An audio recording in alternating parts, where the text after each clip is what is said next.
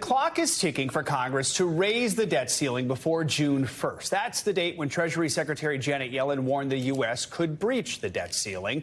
But reaching a deal is going to take a lot of work. Over the weekend, 43 senators sent a letter to Senate Majority Leader Chuck Schumer.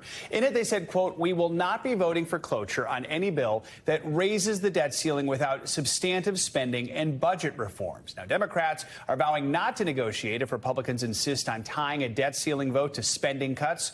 President Biden is set to meet with congressional leaders at the White House tomorrow to try and hammer out a deal. In an exclusive interview on the 11th hour with Stephanie Ruhle, President Biden had this to say.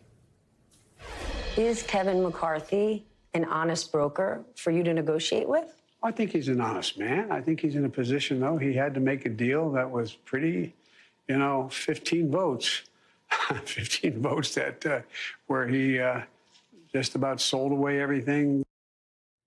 Capitol Hill correspondent Ryan Nobles joins us now with more on all this. Ryan, good morning. So House Republicans are demanding President Biden and Democrats agree to these significant fiscal reforms in exchange for raising the debt limit. What are some of their demands, and how is the White House responding to this? Well, they want a number of different provisions that would really rein in spending at the federal level. Among them, clawing back some of the COVID money that's gone unspent. They want to install permitting reform. They've also talked about things like reducing spending back to 2022 levels.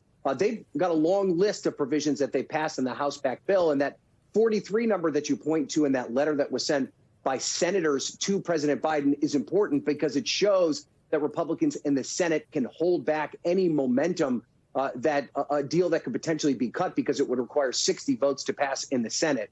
So the Republicans right now go into this meeting tomorrow with an important hand. They've already passed the bill, and now it's incumbent on Democrats to say what they'd be willing to negotiate to get this debt ceiling bill over the finish line. Joe. So tomorrow's a big day. President Biden is set to meet with Senate Minority Leader Mitch McConnell, Majority Leader Chuck Schumer, House Speaker McCarthy, and then the House Democratic Leader Hakeem Jeffries.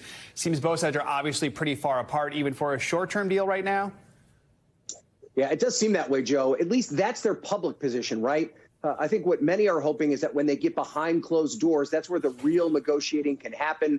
We can see if there's any ability for President Biden to try and provide some sort of exit ramp here, where not necessarily a bill that's tied to the debt ceiling, but some sort of negotiation that would tie these negotiations to the negotiation over the spending plan, which is due in September. That would be a scenario where perhaps you'd see this pushed off into the fall. At this point, though, their public positions have not changed an inch, despite that alarming letter from the Treasury Secretary saying that this could be as soon as June 1st, where we're dealing with the situation where America could default on its loans.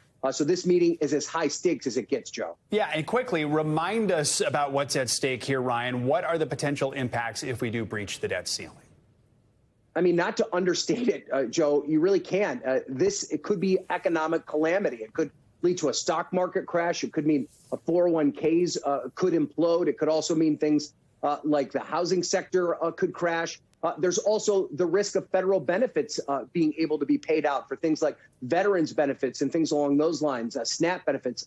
Everything that the federal government spends money on is potentially in the crosshairs here if they are not able to come up with a debt ceiling agreement. And it would, of course, be the first time ever that the United States defaulted on its loans. It could mean that going forward, America always has to pay more for the interest that it takes out. So the stakes here are very, very large. June 1st, now 3.5 weeks away. All right, Ryan, thank you so much. Thanks for watching our YouTube channel. Follow today's top stories and breaking news by downloading the NBC News app.